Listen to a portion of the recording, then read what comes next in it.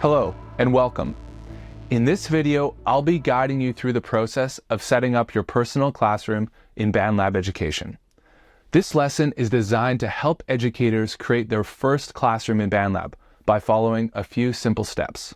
Now that you've created your teacher account, it's time to create your school. First, you're going to click Create School. Enter your school name. Now, you don't need to enter the school address, but feel free to enter one if you would like. This also goes for the phone number. It is not required, but you can enter a phone number if you'd like.